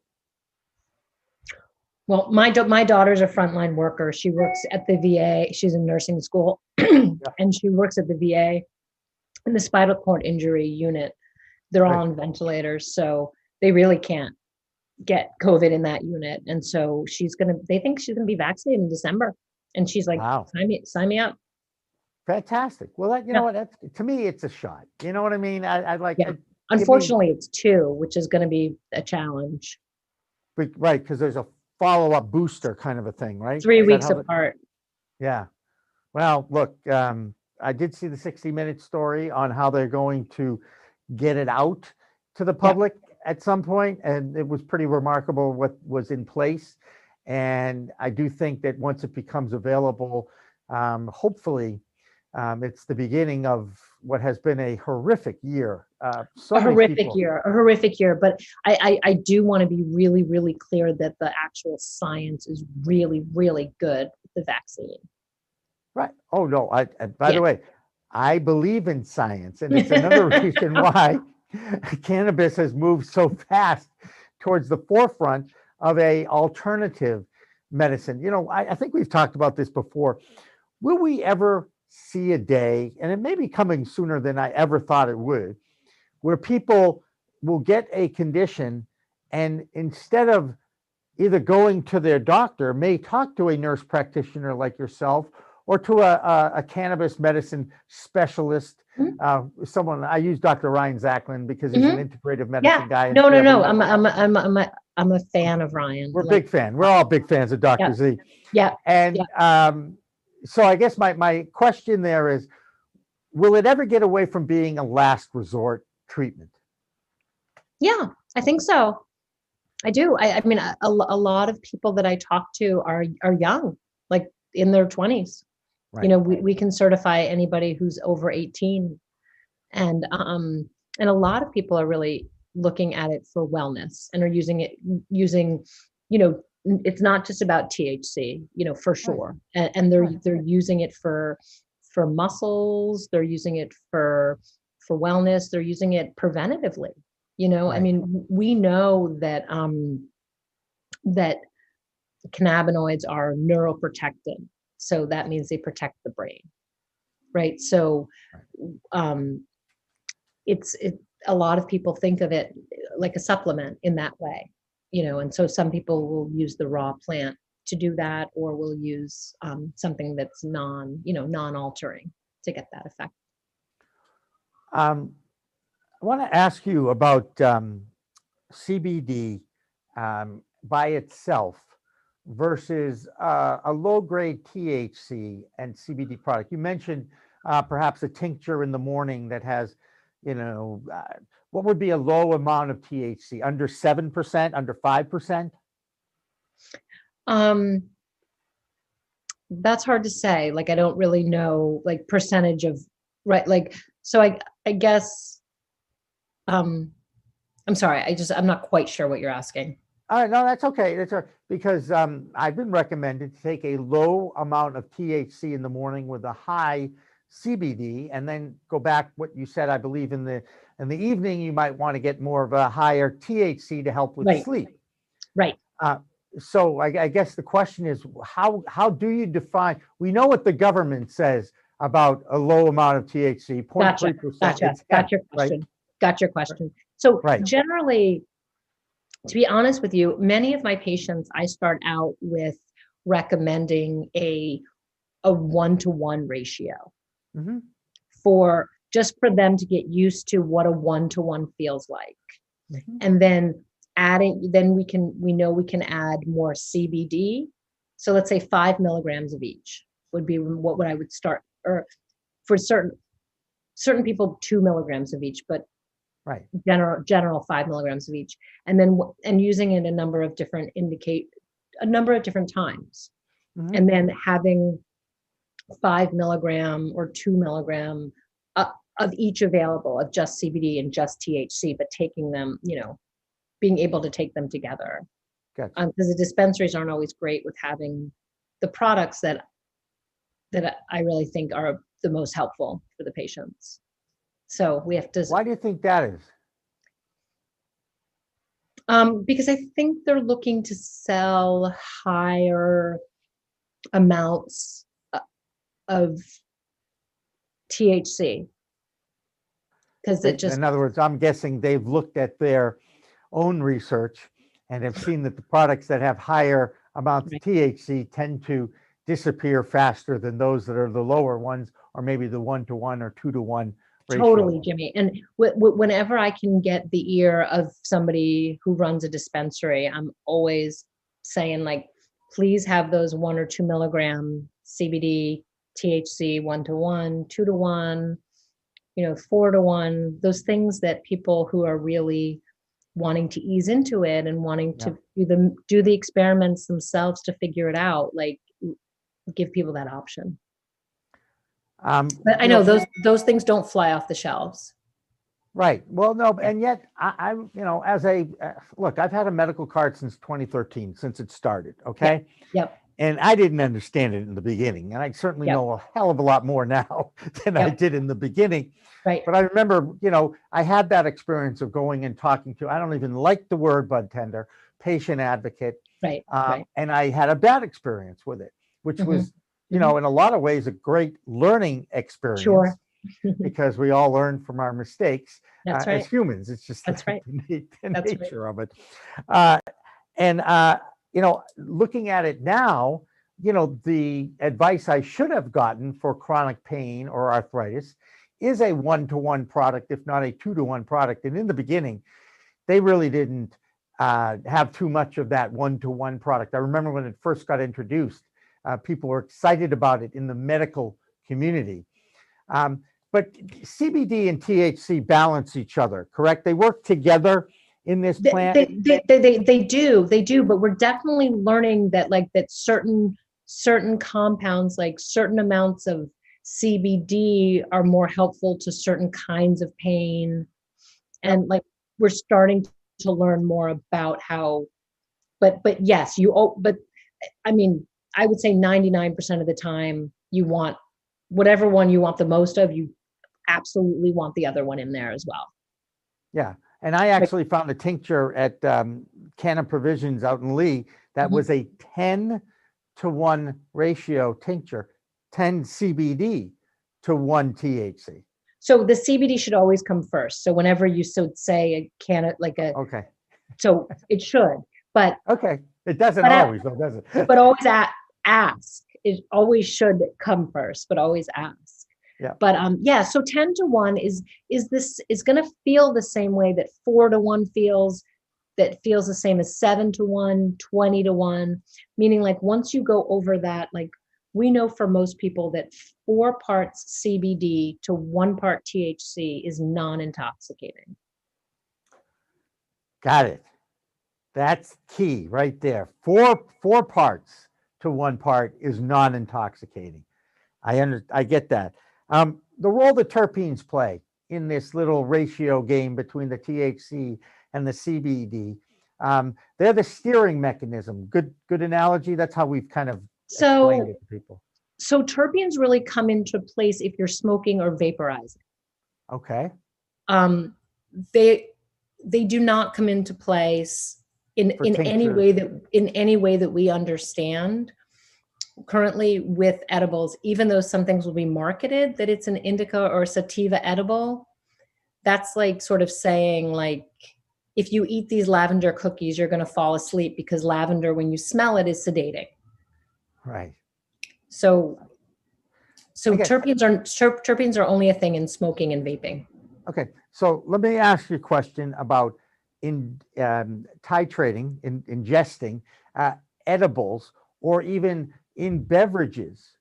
Now that I actually went out to Millis to Comcan? Thank you, Comcan. I knew one of you would come up with it, to Comcan and talk with one of their. I like them a lot out there. I like them. Have you had the sip soda? Mm-hmm. Yeah, I mean, was it 5 milligrams? 5 milligrams. Yeah. And I wanted it. I wanted to take it when I was totally sober, straight, however you want to describe my natural state when I wake up. And I got to tell you, I didn't really notice much, but I found the explanation by the manager terrific. In other words, what did they tell you?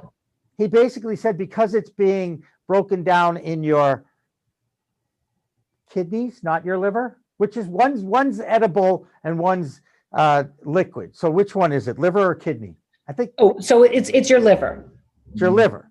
Okay, so the drinks go into the liver. Anything edible goes in the liver. Okay, so even the edibles go into your liver. Yep. Well, he was trying to tell me that, because it's a different type of ingesting, that it involves one, not the other. And I found that interesting because I had never heard that from any of the professionals that I've talked to.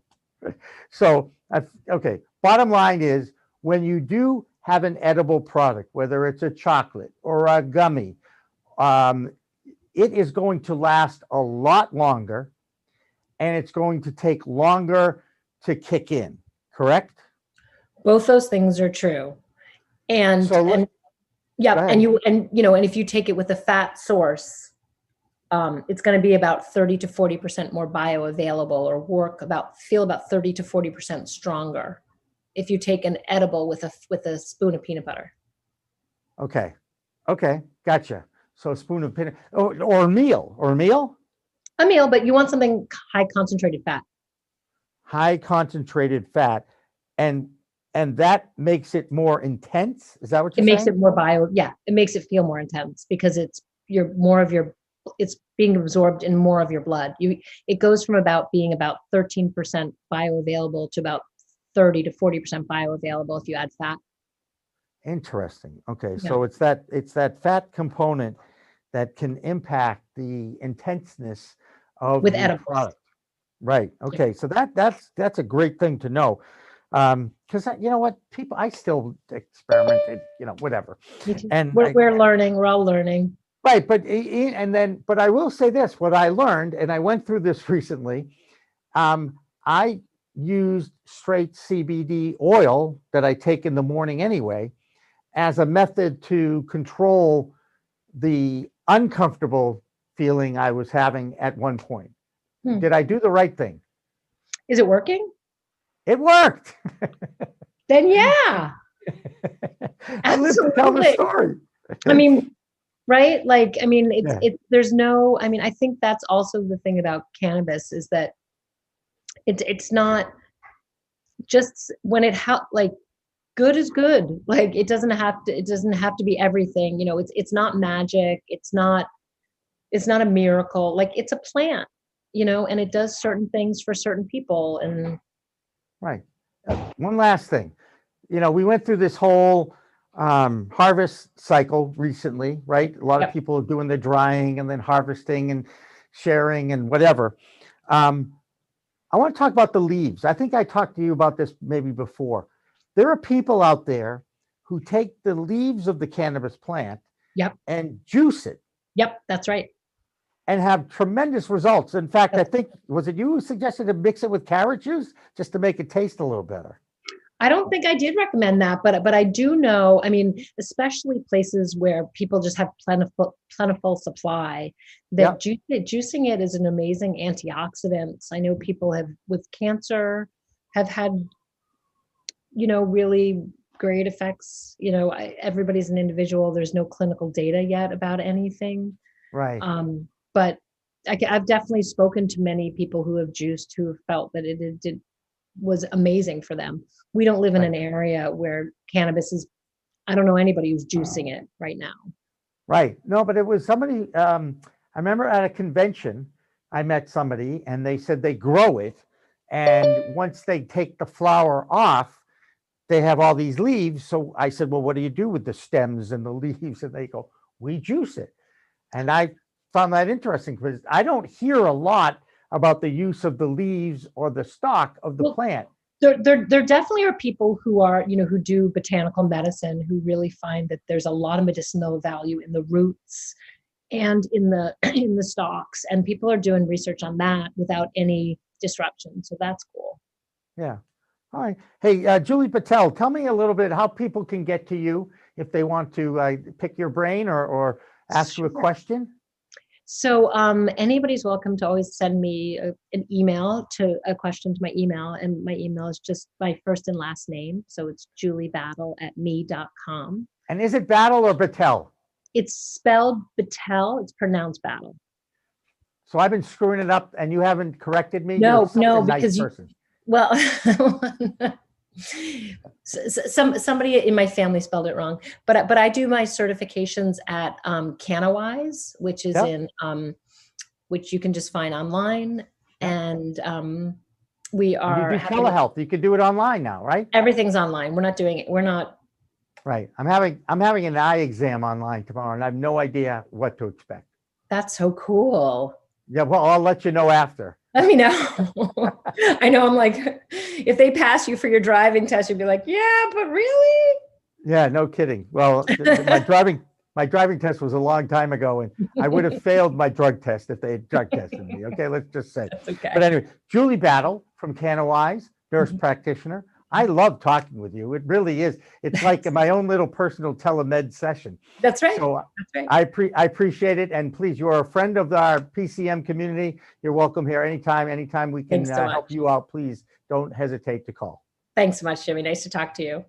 All right, there goes another one. And we've got the big finish coming up in the next 30 minutes. We'll have a couple of people that one in particular I haven't seen in almost a year. Her name is Annie Epley, and she's going to be joined by Elyse Gordon. And we're going to talk a little bit about retreats and what that's all about in the cannabis medicinal world as Cannabis Chat continues after this break.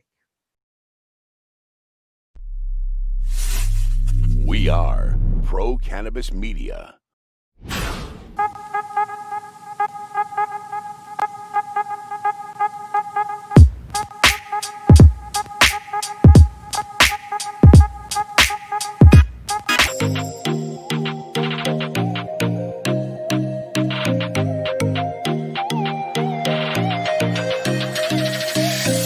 Well, hello there.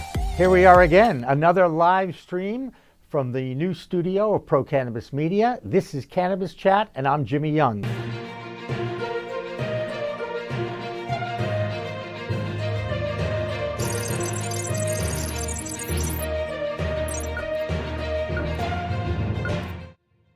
Hi, everyone. Welcome to We Talk News. I'm Jimmy Young, the founder of Pro Cannabis Media. And I'm Kurt Dalton, the founder of Cannabis.net. Every week, Kurt and I get together to review some of the biggest stories in the cannabis industry. He and I talk about them. We have a few comments, and then we get reports from Canada, New York, and Washington, D.C. And this week's no different, Jimmy. We finally have Vermont moving toward recreational cannabis with retail opening in their state. We have an old state and a new state, Colorado and Illinois, both setting cannabis sales records in July, as well as multiple efforts to legalize the cannabis plant in America, including our friend Steve D'Angelo getting involved. But first, let's go to Deborah Borchardt in New York to check on the financial weed scene. Deborah?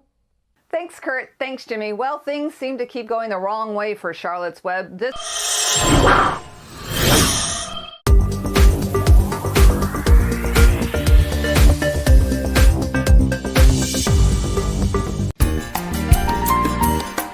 Whoa, Jimmy Young, in the weeds on the water this week. We've got the CEO of Kushko, Nick Kovacevic, with me.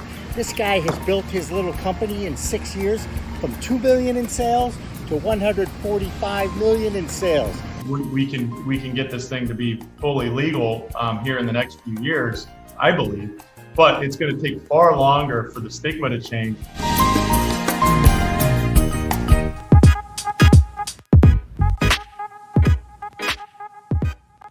I think you guys are the pro-cannabis story. And I love Pro Cannabis Media. Hi, I'm Jody Roberts with Eastern Security State, and I love Pro Cannabis Media. Hi, I'm Laura Beener. I'm the president and co-founder of The Healing Rose, and I love Pro Cannabis Media. It's been such an integral part of our success here at The Healing Rose. And you know what? The best media company out there is Pro Cannabis Media. Look out for them. They'll make you famous. Hi, I'm George, and I love Pro Cannabis Media. I also love Western Mass Hydroponics, where we've got everything you need from seed to bloom to bud, and then to smoke it afterwards.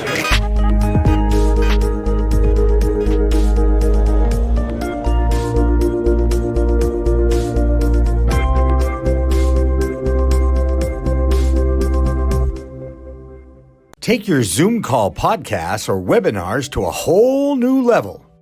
Nurse Mark and the Green Nurse Podcast. We are here. That's right. PCM can animate your logo, add eye-catching full-screen graphics, and lower third identifying motion graphics. Look like the network.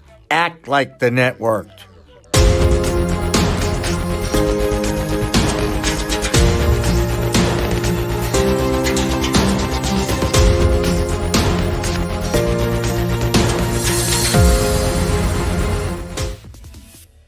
Almost there.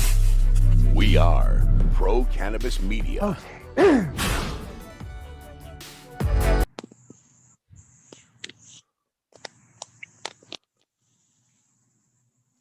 I think we're back.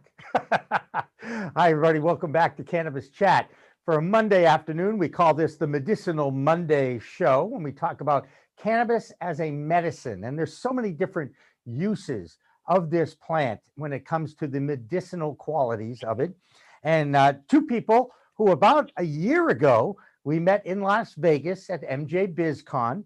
And one is Annie Epley and the other is Elyse Gordon. Elyse was the MC and Annie, you were one of the organizers. How are you, ladies? We're wonderful, Jimmy. Thank you for having us on your show today. So Totally I'm gonna Yes. ask Annie, it says soil to soul. What does that mean and where are you up to? Jimmy, let me tell you, I think that everybody probably, if you're in the cannabis space, you're a little familiar with my story. And let me just fast track you here to what happened. We don't have to ask questions about why we had to micro down. But what happened was just kind of everything shifted. When the National Women of Cannabis Conference kicked off, I decided to move to Vegas. And then 1 month later, good old COVID showed up. So we really, everybody kind of just dove within. And Elyse, I had gone out to Colorado to visit with Elyse and just catch up and say, hey, what are you doing? Because, you know, Danny and I, Danny was our director of all creation from the National Women of Cannabis Conference, we knew we wanted to continue to do something in wellness.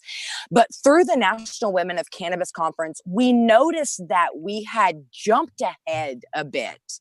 You know, it's kind of tough to get 500 women in a room to communicate when really, Jimmy, when you think about it, we haven't really been given healthy tools to communicate in a manner that we can deal with things like competition. A lot of the cannabis is coming from the black market. And so I don't know, Jimmy, if you've tried to mix that black market space with a professional space, but we noticed there was a large gap. And so in that, one of the biggest, most common things that kept coming up was wellness, is that people just weren't well in themselves in order to make the decisions they needed to make in partnerships and who's going to fund their project, who is my tribe, things like that. So I went and visited Elyse and I dove into a natural bark medicine and really did some inside searching. And Elyse can attest to this story, Jimmy. What happened was when I came back from that journey, I had done a lot of internal healing. My depression was almost just kind of gone. It kind of kicked me back into Annie.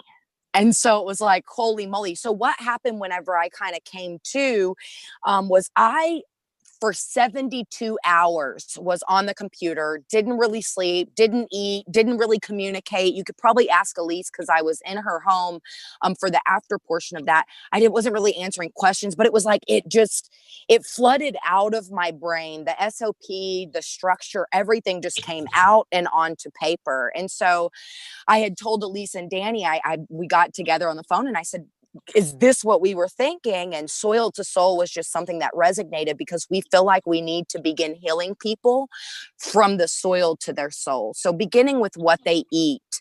A lot of folks say, oh, you can't close off and meditate. Well, we need to begin to teach them breath work, aromatherapy, emotional healing technique. And these are things that I practiced and did for years now. But just I thought it was common sense, Jimmy. Elyse, tell us a little bit about the program itself. So sorry. I want Elyse to get some equal time here, Annie, if that's okay. Yeah. I was going to turn it right on over to Elyse. Elyse, why don't you tell them a little bit about what our goal is? Well, thank you, Annie. I will appreciate that. Well, I think she hit it right there. We are in a big need of wellness. And I mean, to put it in a small capsule first, where my background also kind of came around to this. I spent many, many years in real estate, mortgage lending. That was kind of where I came from. And then I was one of the first edible companies in Colorado for the last 10 years. And I was retiring at the beginning of the year to do consulting and other things. And that obviously doesn't really work. I don't retire well. So we became Soil to Soul, and it gave me an opportunity to bring around my food skills, my people skills, getting wellness for people. I started a sidearm with a nonprofit called Rescue Soup, which was feeding frontliners and making food for them. And as Annie and I sat down and Danny all talked, it was kind of, we need to set up small, intimate retreats for all different people from all different walks of life in categorized situations, maybe is how we narrow some of it down. And we put on these wellness clinics, and it's basically to learn how to eat, to learn how to sleep better, to learn how to meditate, to learn how to relax, to learn how to de-stress, to learn how to deal with what everybody's been dealing with, and on and on and on. That just takes us to very high levels of stress. And I can go from 0 to 60 in a moment, and I know how important it is. And I have to even get better at it. And it will be nice that we can teach people and have groups of people that align with what will help them. You know, we're not curing everybody. We're not even trying to cure. We want everyone to feel better. And I think that's our goal. I want to feed them funnies and food, because that helps the soul a lot. And so I think we've kind of just found a niche that is what people are looking for, you know, to get out there and breathe in air and go to clean places and see water running and grounding and putting your feet in the grass and just enjoying essential oils and singing, whatever, be like kids at camp. It can be. Yeah. And we're trying to align that with a whole bunch of these different arenas and locations, and we've had incredible reception to that, and we're looking for sponsors. But what I want to put out that I feel we're doing really different with sponsoring is we want sponsors to call and give us, what do you want to help you as the sponsor? What would move your festival along, so to speak? Because it's not just about, oh, here, you know, throw us a couple bucks and you'll get a picture on a shirt and all these things. It's like, we want to know what is good content for a sponsor to get involved. And also it's kind of nice to get involved with groups that could be 12 to 30 people instead of 300 to 500. And so I think it's really a time for people to do some nice, serious virtual hugging and come to the table and really help each other get healthy. Yeah. So soul searching through soil. That's right. That's right. So the soul searching. I get it. Sounds like a Temptation song. That's right. Hey, they're back on Broadway at some point, if we ever get back on Broadway, right? You mentioned 12 to 30 people. Where have you had some of these?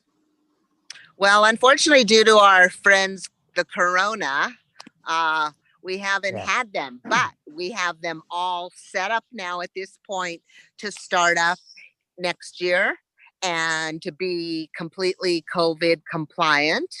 As they change guidelines, we change guidelines, but it will be set up in an arena situation where everybody will be comfortable about how they stay and distancing and whatever they feel the need will be for that to be able to happen. We'd like to use, a lot of outdoor space. So that will also be nice features of what we're trying to do.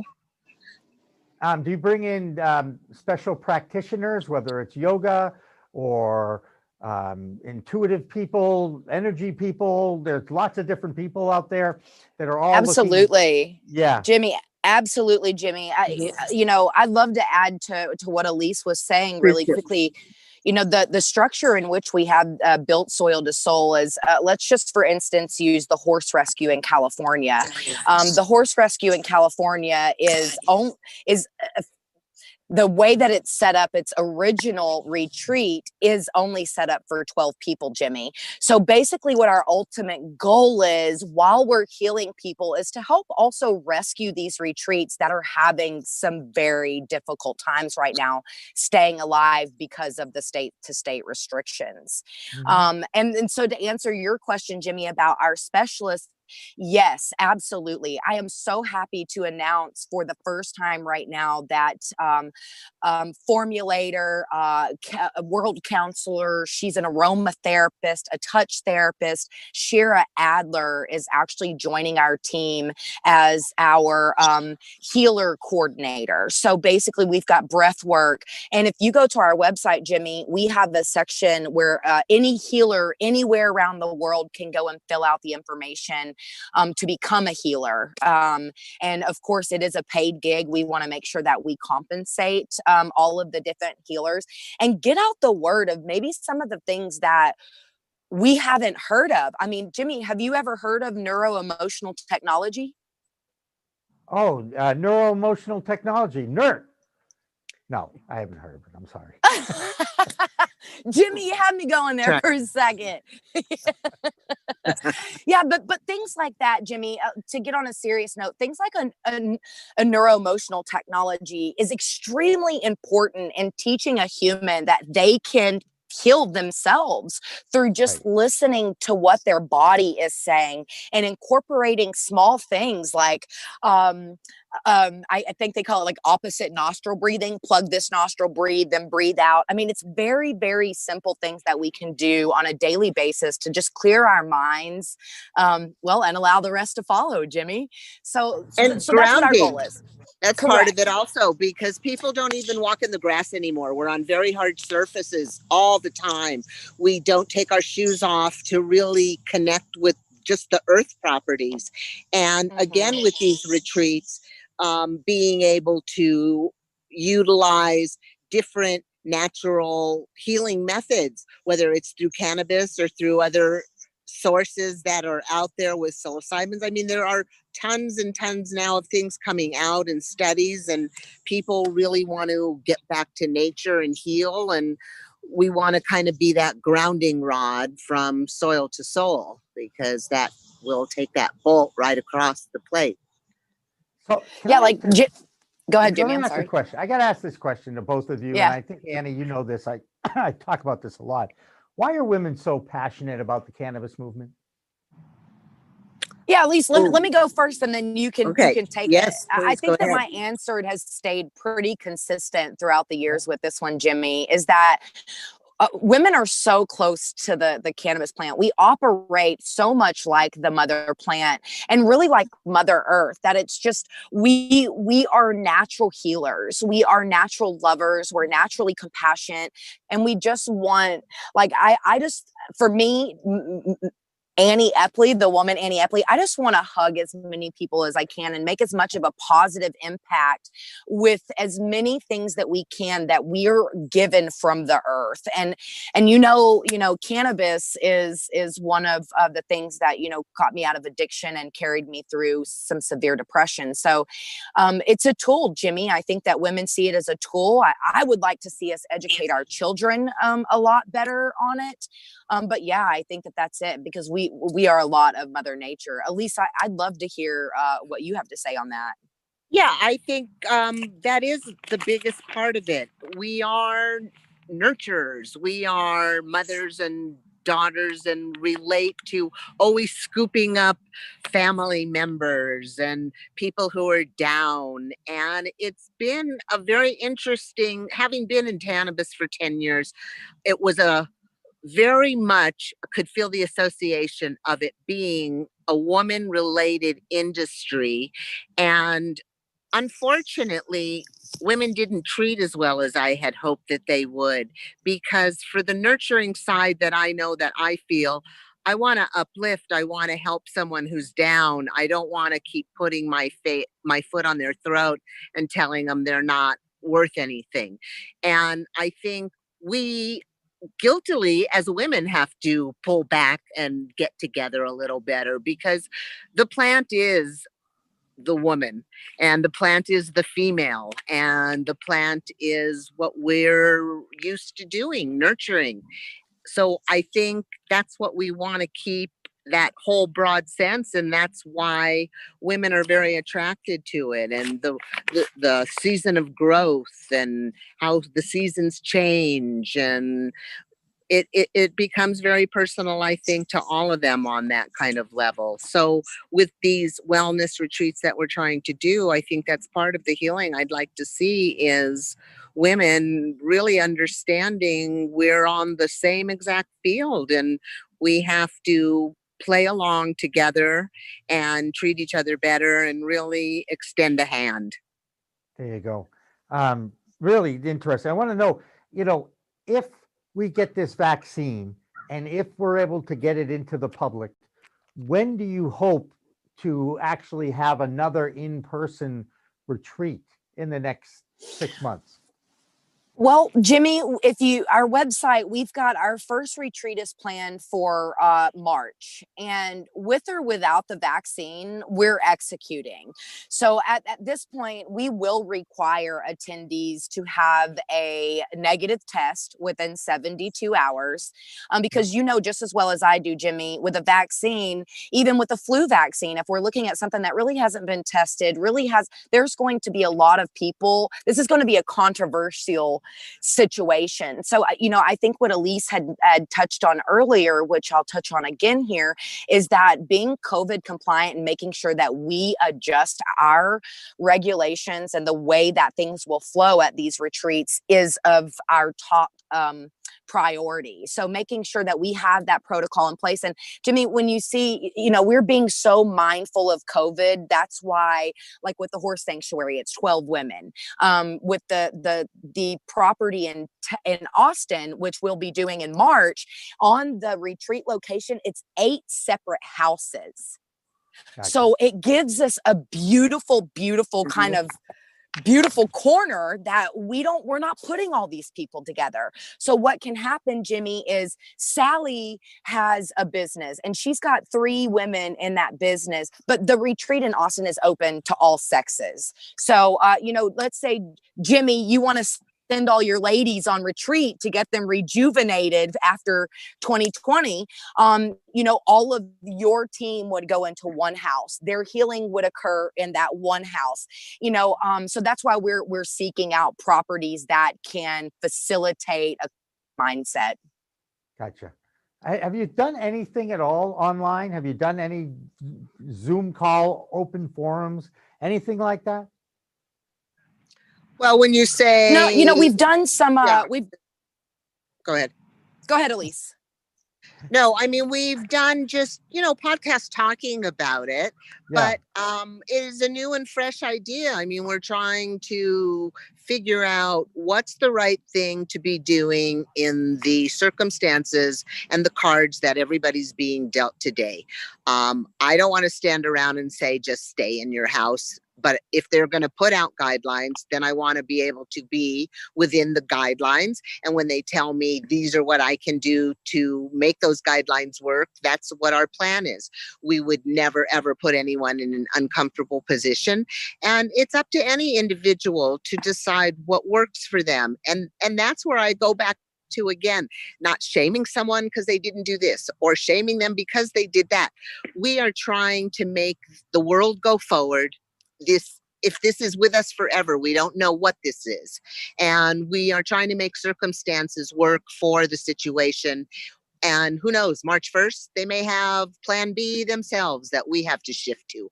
But what we want people to know is we are planning on doing that shift, and we will go live and in person as we plan, unless they tell us otherwise.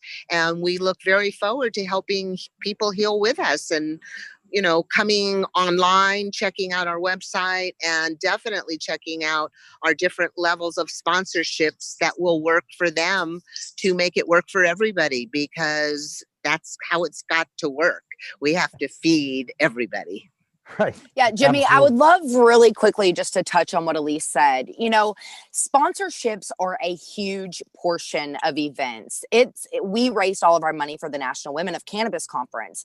So what we've done, because of course our sponsors aren't going to be able to see the value in the number of attendees there. So let's say you guys, let's just use you guys for instance. We're going to reach out to you and consult with you. Hey, Jimmy, what do you guys need to do to be the company you want to be at the end of 2021? Let's say you say, Annie, I need a database of 4,000 people, and this is my demographic. I need some help on my website, and I need X, whatever it is. We are going to facilitate those needs as your sponsorship package and make sure that we're able to give the value equal to you that is equal to us. For example, we've set up a relationship with Tiny Paper. Erica, I'm not sure if you've met with them, but I'd love to get you in touch with her. But she's actually one of the very first producers of cardstock. She's making cereal boxes with hemp cardboard. So we've created she needs help with her website. So we've created a collaboration as we are stepping away from partnerships. We've created a collaboration where Erica's going to get the web development that she needs without paying the $10,000 price for it. And in exchange, we're going to get our hemp support boxes that all of our attendees will receive upon their arrival. And the other great thing is for attendees, we've created these packages, Jimmy, where you can come from $500 all the way up to $4,500. Of course, the $500, you're going to be sharing a location with other women. The $4,000, you're going to be there 3 days with your own accommodations, private bathroom, private room. We've just really set it up immaculately. And you can go on your website. Let's give the website a plug here. Where can they go to sign up and find out about this? Soil2soul.me. Me. Because it's all about me. That's right. It's all about you, That's Jimmy, and it's right. about Elyse. It's about us all Mimis. Hey guys, first of all, it's great to see both of you again. You too, you Jimmy. asked about the end of 2021. I just want to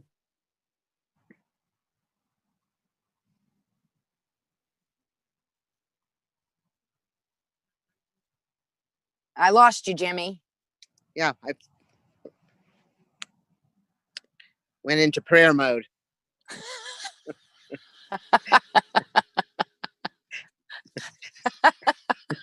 Don't laugh. It's on us now. Jimmy's out for. We'll take the show. Yeah, we're gonna take the show for you now, Jimmy. No worries. We're gonna talk about some. Okay. Oh, sorry, Dan. Okay. Right, we were gonna help him out.